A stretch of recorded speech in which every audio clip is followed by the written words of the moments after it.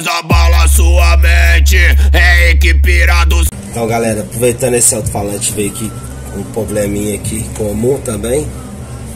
Aí fazer esse videozinho pra vocês dar mais uma dica aí. Aqui, esse aqui é o caso quando o alto-falante tá funcionando, tudo tá funcionando, não tá raspando nem nada.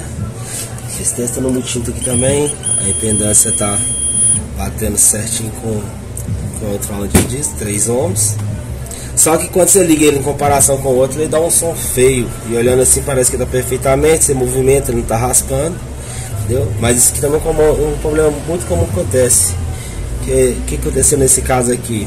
Aqui ele teve um deslocamento do cone. Então o que aconteceu? Quebrou o cone, né? Não sei, cada um entende de um jeito. Isso aqui, no caso ele quebrou o cone, ele quebrou nessa parte aqui. Não sei se está dando pra vocês aí.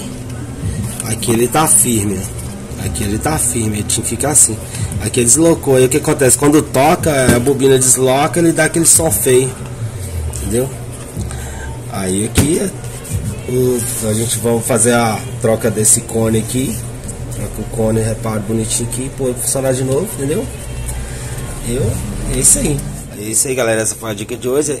Aí essa regra também se aplica nos outros alto-falantes também, qualquer um. Você vê que tá dando um som feio, você observa, você não tá também com esse possível cone quebrado aí. E é isso aí.